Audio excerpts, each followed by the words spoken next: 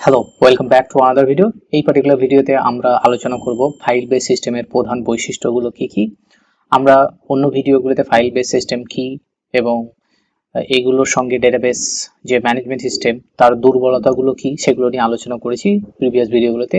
এই স্পেসিফিক ভিডিওতে আমরা আলোচনা করব যে ফাইল বেস সিস্টেমের প্রধান বৈশিষ্ট্য কি। তো প্রথম যে বৈশিষ্ট্য হলো পৃথক ফাইল ভিত্তিক সংরক্ষণ, মানে প্রত্যেকটা কাজ বা প্রত্যেকটা ডিপার্টমেন্ট বা প্রত্যেকটা বিভাগের জন্য আলাদা আলাদা ফাইল ব্যবহার করা হয়। মানে কোনো একটা অফিসে যদি এইচআর ডিপার্টমেন্ট থাকে, তারপর তারপর অ্যাডমিনিস্ট্রেটিভ ডিপার্টমেন্ট থাকে, আইটি ডিপার্টমেন্ট থাকে, তাহলে প্রত্যেকটা ডিপার্টমেন্টের জন্য আলাদা আলাদা ফাইল ব্যবহার করা হবে বা আলাদা আলাদা খাতা ব্যবহার করা হবে। ঠিক আছে, এটা হচ্ছে লেগেসি সিস্টেম ফাইল বেস সিস্টেমের একটা বৈশিষ্ট্য। দুই নম্বরটা কি, প্রোগ্রামের উপর নির্ভরতা।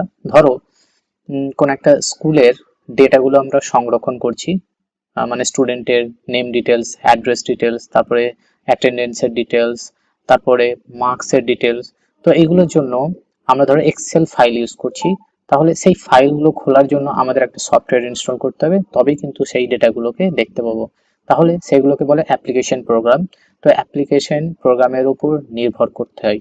তো প্রতিটি ফাইল ব্যবহারের জন্য নির্দিষ্ট প্রোগ্রাম দরকার, মানে সফটওয়্যার দরকার, সেই ডেটাগুলো দরকার। মানে এক্সেল ফাইল না ব্যবহার করে যদি ডিএটি ফাইল ব্যবহার করা হয়, তাহলে ডিএটি ফাইলকে রিড করার জন্য তার যে স্পেসিফিক সফটওয়্যার, সেই সফটওয়্যারটা আমাদের প্রয়োজন।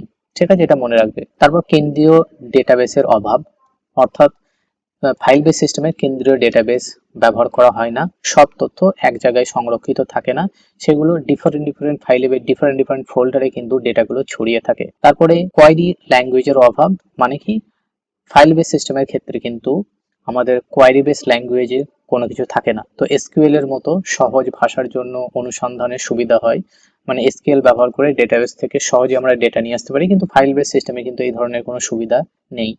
তারপরে দুর্বল নিরাপত্তা ব্যবস্থা, মানে কে কোন তথ্য দেখতে বা পরিবর্তন করতে পারবে, মানে কোন ডিপার্টমেন্টের ডেটা কোন এমপ্লয়ি দেখতে পারবে। অর্থাৎ দেখা যাচ্ছে যে টিচারের টিচারের ডিটেলস আছে এবং টিচারের কত স্যালারি আছে সেগুলো কিন্তু লেখা আছে, কিন্তু একজন ক্লার্ক আছে, যদি ক্লার্ক সেই ডেটাগুলো দেখতে পায়, তাহলে তার দেখা উচিত নয় হিসাব মতো, বা এটা একটা সিকিউরিটি ভায়োলেন্স।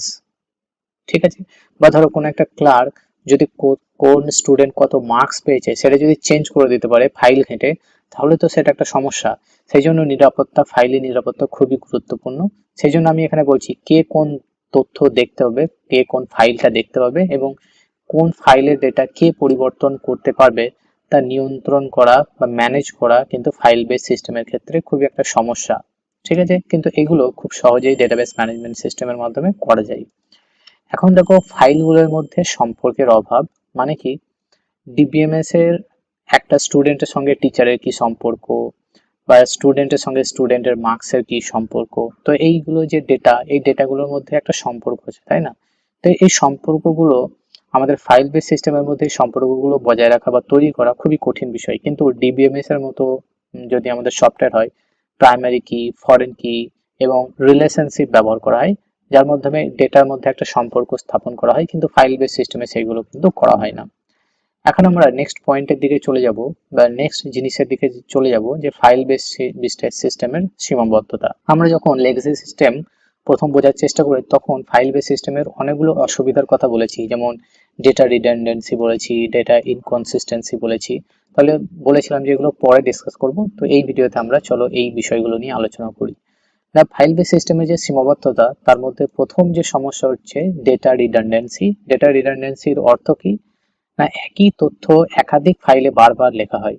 অর্থাৎ একজন স্টুডেন্টের ডেটা আমি স্টুডেন্ট ফাইলে রাখবো, তারপরে অ্যাটেন্ডেন্স ফাইলে আবার কিন্তু স্টুডেন্টের নাম এবং রোল নাম্বার আবার সাইডে লিখতে হবে, তাই না? তাহলে বিভিন্ন ফাইলে কিন্তু স্টুডেন্টের নাম, স্টুডেন্টের রোল নাম্বার, ডিটেলস গুলো বারবার বারবার আমাদেরকে সংরক্ষণ করতে হচ্ছে। যার ফলে কি হচ্ছে, আমাদের স্টোরেজ স্পেস, মানে ফাইলে যে স্পেস লাগে না, যদি আমরা কোনো একটা ফাইল তৈরি করি, তো ফাইলের জন্য যত আমরা ডেটা বেশি রাখবো তার জন্য মেমোরি লাগবে, বেশি স্পেস লাগবে, ফাইলের সাইজ বেড়ে যাবে। তো এই যে সমস্যাটা, সেটাকেই বলা হচ্ছে ডেটা রিডান্ডেন্সি। মানে একই তথ্য একাধিক ফাইলে বারবার যদি আমরা স্টোর করে রেখে দিই, তাহলে কি হবে, স্টোরেজ স্পেস অপচয় হবে, আর এটাকে আমরা ডেটা রিডান্ডেন্সি বলি। এরপরে যে পয়েন্ট আছে ডেটা ইনকনসিস্টেন্সি, এর মানে কি, একই তথ্য সব ফাইলে সমানভাবে আপডেট না হলে তথ্যের মধ্যে অসামঞ্জস্য দেখা দেয়।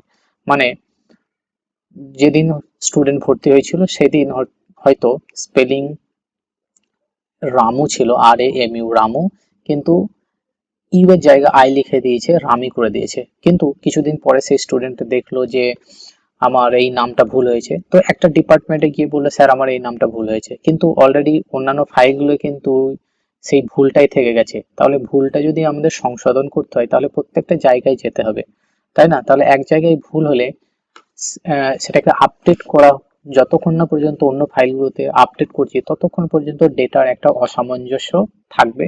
আর সেই যে ডেটা আপডেট না করলে যে অসামঞ্জস্য তৈরি হয় সেটাকেই বলা হয় ইনকনসিস্টেন্সি। তাহলে আশা করি বোঝা গেছে হোয়াট ইজ ডেটা ইনকনসিস্টেন্সি।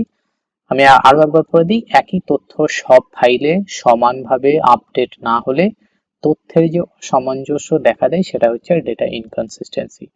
এবার চলো নেক্সট পয়েন্টের দিকে চলে যাই। নেক্সট প্রবলেমটা কি, ডেটা আইসোলেশন। এটার মানে কি, তথ্য বিভিন্ন ফাইলে ছড়িয়ে থাকায় অপ্রয়োজনীয় তথ্য একসাথে পাওয়া কঠিন, প্রয়োজনীয় তথ্য একসঙ্গে পাওয়া কঠিন। তো এই যে সমস্যাটা সেটাকে বলে আইসোলেশন। মানে কি, উদাহরণ দিই, ধরো একটা স্টুডেন্টের যদি সমস্ত তথ্য একবারে আমি দেখতে চাই তাহলে সেটা দেখা প্রবলেম।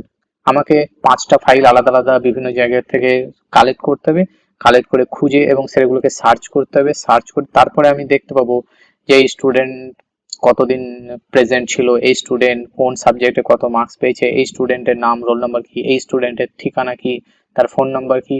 তাহলে ডিফারেন্ট ফাইলে যদি ছড়িয়ে থাকে সেগুলো খুঁজে বার করা সমস্যা এবং টাইমের অনেকটা বেশি লাগবে, তাই না? তো এই যে ইস্যুটা এটাকেই বলা হয় ডেটা আইসোলেশন। তো নেক্সট যে ইস্যু সেটা হচ্ছে ডেটা সিকিউরিটি। সিকিউরিটি প্রবলেম মানে কি, তথ্যের গোপনীয়তা এবং নিরাপত্তা বজায় রাখা কঠিন। এ বিষয় নিয়ে আমরা অলরেডি বলেছি যে কোনো একটা টিচার কত স্যালারি পায় বা একটা স্টুডেন্টের মার্কস যদি অন্য একজন ক্লার্ক এসে পরিবর্তন করে দিতে পারে তাহলে সেটা নিরাপত্তা থাকলো না সেই ডেটাটার। তো এটা কোনো একজন, ধরো একজন কেউ ব্যক্তি ছুটির দিনে বা যার হাতে হয়তো চাবি আছে সে কম্পিউটারকে অ্যাক্সেস করলো বা সেই ফাইলটাকে অ্যাক্সেস করলো, ফাইলটা অ্যাক্সেস করে ডেটাটা চেঞ্জ করে দিল, তাহলে কিন্তু সেক্ষেত্রে আমরা বলতে পারবো যে ডেটাটা নিরাপত্তা নয়। সেই জন্য এটা হচ্ছে ফাইল বেস সিস্টেমের একটা প্রবলেম, তথ্যের গোপনীয়তা এবং নিরাপত্তা বজায় রাখা কঠিন হয়ে পড়ে। তারপর ব্যাকআপ এবং রিকভারি প্রবলেম। এর মানে কি, কোনো ফাইল নষ্ট হয়ে গেলে বা ভুল করে ডিলিট হয়ে গেলে বা হারিয়ে গেলে বা আমাদের রিসাইকেল বিন থেকে যদি উড়ে চলে যায় তাহলে সেগুলোকে পুনরুদ্ধার করার সিস্টেমটা কিন্তু খুবই জটিল। এটা কিন্তু আমাদের মনে রাখতে হবে। তো ব্যাকআপ এবং রিকভারির প্রবলেম আমাদের ফাইল সিস্টেমের ক্ষেত্রে হয়। তারপরে কি, মাল্টি ইউজার অ্যাক্সেস প্রবলেম, মানে একাধিক ব্যবহারকারী একই সময়ে নিরাপদভাবে তথ্য ব্যবহার করতে পারে না। যদিও এখন এক্সেল যে সিস্টেম, মাল্টি ইউজার সিস্টেম চলে এসেছে, কিন্তু আগে 10 বছর আগে বা 4 বছর আগে 5 বছর আগে কিন্তু এই মাল্টি ইউজার অ্যাক্সেস সিস্টেম ছিল না, কিন্তু এখন এন্টারপ্রাইজ লেভেলে কিন্তু এটা এখন সম্ভব হয়েছে।